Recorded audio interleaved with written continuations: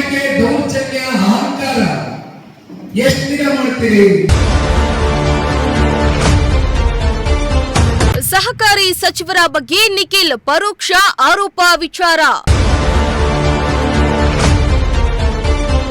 ಮಧುಗಿರಿಯಲ್ಲಿ ನಿಖಿಲ್ ವಿರುದ್ಧ ಕಾಂಗ್ರೆಸ್ಸಿಗರ ಆಕ್ರೋಶ. ನಿಖಿಲ್ ಅವರಿಗೆ ಚುನಾವಣೆ ಅನುಭವವೇ ಇಲ್ಲವೆಂದು ಕಿಡಿ.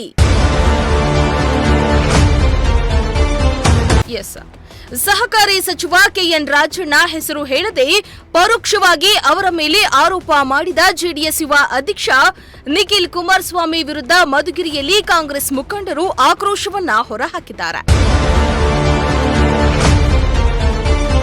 ಹೌದು, ತುಮಕೂರು ಜಿಲ್ಲೆಯಾದ್ಯಂತ ಜೆಡಿಎಸ್ ಯುವ ಘಟಕದ ಅಧ್ಯಕ್ಷ ನಿಖಿಲ್ ಜೆಡಿಎಸ್ ಸಂಘಟನೆಗಾಗಿ ಪ್ರವಾಸವನ್ನ ಕೈಗೊಂಡಿದ್ರು. ಅದೇ ರೀತಿಯಾಗಿ ಮಧುಗಿರಿಯಲ್ಲಿಯೂ ಸದಸ್ಯತ್ವ ಅಭಿಯಾನ ಮತ್ತು ಕಾರ್ಯಕರ್ತರ ಸಭೆಯನ್ನ ಕೂಡ ನಡೆಸಿದ್ರು.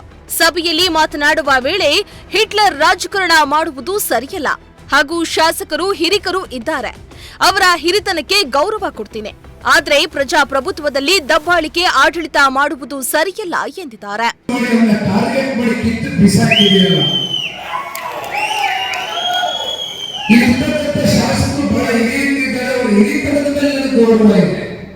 ಅದರಲ್ಲಿ ನಾನು ಮಾತಿಲ್ಲ, ಅವರ ಹಿರಿತನಕ್ಕೆ ನಾನು ಗೌರವ ಕೊಡ್ತೇನೆ, ಆದ್ರೆ ಈ ರೀತಿ ದಬ್ಬಾಳಿಕೆ, ದೌರ್ಜನ್ಯ, ಅಹಂಕಾರ ಎಷ್ಟು ದಿನ ಮಾಡ್ತೀರಿ?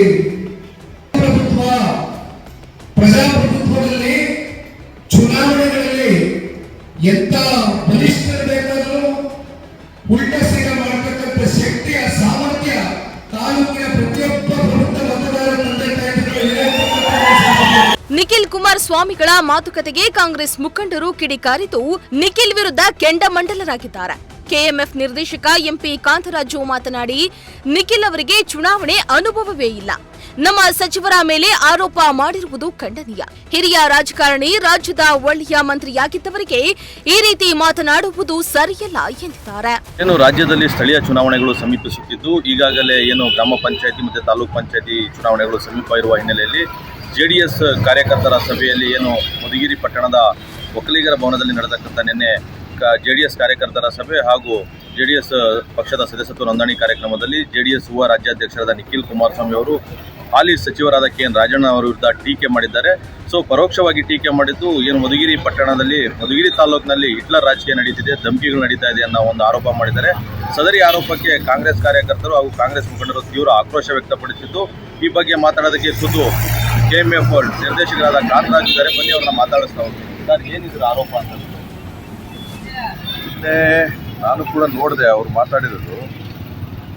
ಮಾತಾಡಿರೋದು ಅನುಭವದ ಕೊರತೆಯಿಂದ ಮಾತಾಡಿರ್ಬೋದು ಅಂತ ನಾನು ಕೂಡ ಭಾವಿಸಿದ್ದೀನಿ. ಯಾಕೆಂದರೆ ಆತನಿಗಿನ್ನ ರಾಜಕೀಯದ ಅನುಭವನೇ ಇಲ್ಲ. ಈಗಾಗಲೇ 3 ಸಾರಿ ನಿಂತು ಸೋತಿದ್ದಾರೆ ಅವರು.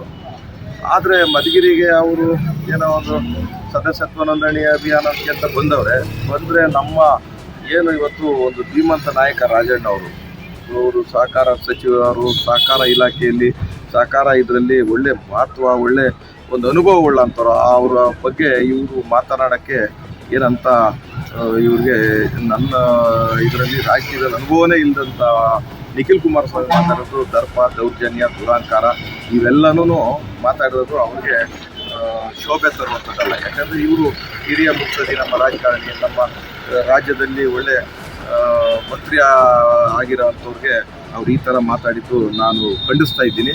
ಅವ್ರ ಈ ಥರ ಮುಂದೆ ಈ ಯಾವುದೇ ಕಾರಣಕ್ಕೂ ಮಾತಾಡಬಾರ್ದು. ಇನ್ನು ಮತ್ತೊಬ್ಬ ಕಾಂಗ್ರೆಸ್ ಮುಖಂಡ ಬಾಬಾ ಫಕ್ರುದ್ದೀನ್ ಮಾತನಾಡಿ, ಮಧುಗಿರಿ ಇತಿಹಾಸದಲ್ಲಿ ಯಾವುದೇ ಗಲಭೆ ಆಗಿಲ್ಲ, ಚುನಾವಣೆ ಮುಗಿದು 2 ವರ್ಷಗಳ ನಂತರ ಬಂದು ಆರೋಪ ಮಾಡ್ತಿದ್ದಾರೆ, ಈ ಕೂಡಲೇ ನಿಖಿಲ್ ಕ್ಷಮೆ ಕೇಳಬೇಕೆಂದು ನಿಖಿಲ್ ಕುಮಾರಸ್ವಾಮಿ ವಿರುದ್ಧ ಆಕ್ರೋಶವನ್ನ ಹೊರಹಾಕಿದ್ರು. ಹಿಟ್ಲರ್ ಅನ್ನೋ ಪದಕ್ಕೆ ಅರ್ಥ ಗೊತ್ತಿದ್ರೆ ನಿಖಿಲ್ ಕುಮಾರಸ್ವಾಮಿ ಈ ಥರ ಮಾಡಬೇಕು. ಹಿಟ್ಲರ್ ಅನ್ನೋ ಪದಕ್ಕೆ ಹಿಟ್ಲರ್ ಯಾರು ಹೋಲಿಸ್ತಾರೆ, ಯಾರು ಹೋಲಿಸಲ್ಲ ಅಂತ ನಾನು ಹೇಳೋಕ್ಕೆ ಮುಂದೆ ಏನಂದ್ರೆ ಮಾತು, ಕೆಎನ್ ರಾಜಣ್ಣ ಅವರು ಹಾಲು ಕುಡಿದಷ್ಟು ನೀರು ಕುಡಿದಿಲ್ಲ ನಿಖಿಲ್ ಕುಮಾರಸ್ವಾಮಿ. ಅವ್ರ ವಯಸ್ಸಿಗೂ ತಂದೆ ಮಗನ ವಯಸ್ಸಿದೆ. ಆ ಹೇಳೋ ಮಾತು ಹಿಟ್ಲರ್ ಮಾತಿಗೆ ಅವ್ರು ವಾಪಸ್ ತಗೋಬೇಕು, ಕ್ಷಮೆ ಕೇಳಬೇಕು ನಂದು. ಮತ್ತು ಹಿಟ್ಲರ್ ಯಾಕೆ ಹೇಳ್ತಾರೆ ಅಂದರೆ, ಯಾವುದನ್ನ ಇದುವರೆಗೂ ಮಧುಗಿರಿ ಇತಿಹಾಸದಲ್ಲಿ ಗಲಭೆ ಆಗಿದ್ದಾವ, ಜಗಳ ಆಗಿದ್ದೀವ, ಜನಾಂಗದ ಕೋಮುಗರ್ಷಿ ಆಗಿದೆಯಾ? ಏನಿಲ್ವಲ್ಲ. ರಾಜಣ್ಣವ್ರು ಯಾವಾಗ ಮಧುಗಿರಿಗೆ ಬಂದರೋ ಅವತ್ತಿನ ಬರೀ ಅವರು ಅಭಿವೃದ್ಧಿ ಕಡೆ ಮಾಡ್ತಾರಂದರೆ ಅವರು ಬೇರೆದೇನು ಹಿಟ್ಲರ್ ರಾಜಕೀಯ ಮಾಡಬೇಕಾದ್ರೆ ಎಷ್ಟು ಕೇಸ್ ಆಗವೆ, ಎಷ್ಟು ಕಂಪ್ಲೇಂಟ್ ಆಗವೆ, ಅದು ನಿಖಿಲ್ ಕುಮಾರಸ್ವಾಮಿ ಹೇಳಬೇಕು ದಯವಿಟ್ಟು. ಇದನ್ನು ಅವ್ರು ನಿಖಿಲ್ ಕುಮಾರ್ ಅರ್ಥ ಮಾಡ್ಕೋಬೇಕಾಯ್ತು. ಇಲ್ಲಿ ಅವ್ರ ಪಕ್ಷದವರು ಶಾಸಕರಾಗಿದ್ದರು, ಅವ್ರ ಕಾಲದಲ್ಲಿ ಏನಾಗಿತ್ತು, ರಾಜಣ್ಣವ್ರ ಕಾಲದಲ್ಲಿ ಏನಾಗಿತ್ತು, ಇದು ಇತಿಹಾಸ ಹೇಳುತ್ತೆ, ಮದ್ಗಿರಿ ಇತಿಹಾಸ ಹೇಳುತ್ತೆ. ಅದಕ್ಕೆ ನಾನು ನಿಖಿಲ್ ಕುಮಾರಸ್ವಾಮಿ ಕಿವಿ ಮಾತು, ನೀವಿನ್ನೂ ಬೆಳೆಯೋರು ಈ ಥರ ಮಾತಾಡಬಾರ್ದು, ದೊಡ್ಡವ್ರ ಬಗ್ಗೆ ಗೌರವ ಇರಲಿ. ನೀವು ಹಿಟ್ಲರ್ ಅಂದರೆ ನಿಮ್ಮ ಅಪ್ಪಗೆ ಯಾರಾದರೂ ಹಿಟ್ಲರ್ ಅಂದರೆ ಸುಮ್ಮನೆ ಇರ್ತೀರ ನೀವು, ಅವೆಲ್ಲ ಬಡಿಸ್ಬಾರ್ದು. ರಾಜಣ್ಣವ್ರ ವಯಸ್ಸು ನಿಮ್ಮ ವಯಸ್ಸು ತುಂಬ ಹೆಚ್ಚು ಕಡಿಮೆ ಇದೆ. ಮದ್ಗಿರಿಯಲ್ಲಿ ಎಲ್ಲ ಶಾಂತಿಯಾಗಿದೆ, ಮದ್ಗಿರಿ ಅಭಿವೃದ್ಧಿಯಲ್ಲಿದೆ. ರಾಜಣ್ಣವ್ರು ಏನು ಮಾಡೋರಂತ ಇಡೀ ಇತಿಹಾಸ ಗೊತ್ತು, ಮದ್ಗಿರಿ ತಾಲೂಕು ತುಮಕೂರು ಜಿಲ್ಲೆ ಕರ್ನಾಟಕಕ್ಕೆ ಗೊತ್ತು. ಅದಕ್ಕೆ ರಾಜಣ್ಣವ್ರ ಬಗ್ಗೆ ಮಾತಾಡೋಕ್ಕೆ ಅವ್ರಿಗೆ ಯೋಗ್ಯತೆಯೇ ಇಲ್ಲ ಅಂತ. ಇನ್ನು ಕಾಂಗ್ರೆಸ್ ಮುಖಂಡ ಲಾಲಾಪೇಟೆ ಮಂಜುನಾಥ್ ಮಾತನಾಡಿ, ಕ್ಷೇತ್ರದ ಅಭಿವೃದ್ಧಿ ಸಹಿಸದೆ ನಿಖಿಲ್ ಕುಮಾರಸ್ವಾಮಿ ಸುಳ್ಳು ಆರೋಪವನ್ನ ಮಾಡ್ತಿದ್ದಾರೆ. ಹಿಟ್ಲರ್ ದೌರ್ಜನ್ಯ ದಬ್ಬಾಳಿಕೆ ಎಂದು ಸುಳ್ಳು ಹೇಳುವ ಮೂಲಕ ನಿಖಿಲ್ ಕುಮಾರಸ್ವಾಮಿ ಮಧುಗಿರಿ ಜನರ ದಿಕ್ಕು ತಪ್ಪಿಸುತ್ತಿದ್ದಾರೆ ಎಂದು ಕಿಡಿಕಾರಿದ್ರು. ಏನು ನಿಖಿಲ್ ಕುಮಾರಸ್ವಾಮಿ ಅವರು ನಮ್ಮ ಮಧುಗಿರಿಗೆ ಬಂದು ಒಂದು ಭಾಷಣದಲ್ಲಿ ಮಧುಗಿರಿಯಲ್ಲಿ ಹಿಟ್ಲರ್ ರಾಜಕಾರಣ ನಡೀತಾ ಇದೆ ಅಂತ ಏನು ಹೇಳ್ತಾರೆ, ಇದು ತಪ್ಪು. ನಮ್ಮ ಮಧುಗಿರಿಯಲ್ಲಿ ಶಾಸಕರು ಏನೆಲ್ಲ ಅಭಿವೃದ್ಧಿ ಕಾರ್ಯಗಳು ಮಾಡ್ತಾರೆ, ಅಭಿವೃದ್ಧಿ ಏನು ನಮ್ಮ ಮಧುಗಿರಿ ಅಭಿವೃದ್ಧಿಯ ದತ್ತ ನಡೀತಾ ಇದೆ, ಅದನ್ನು ನೋಡಿ ಸಹಿಸಕ್ಕಾಗದಲ್ಲೇ ಇವರೆಲ್ಲ ಮಾತಾಡೋದು ತಪ್ಪು. ಈ ಒಂದು ನಿಟ್ಟಿನಲ್ಲಿ ಹೇಳೋದಾದರೆ ನಮ್ಮ ಮಧುಗಿರಿ ಇವತ್ತಿಗೆ ಶಾಂತಿಯುತವಾಗಿ, ಶಾಂತಿಯಿಂದ, ನೆಮ್ಮದಿಯಿಂದ ಸರ್ವಜನಕ್ಕೂ ಶಾಂತಿಯಾಗಿ ನೆಲೆಸಿದ್ದಾರೆ. ಯಾವುದೇ ಒಂದು ಗಲಾಟೆ, ಗದ್ದಲ, ಗಲಭೆಗಳು ಇದು ಯಾವುದೋ ರೀತಿ ನಡೀದಲ್ಲೇ ರೀತಿ ಕ್ಲೀನಾಗಿ ಶಾಂತಿಯುತವಾಗಿ ನಡ್ಕೊಂಡು ಹೋಗ್ತಾ ಇದೆ.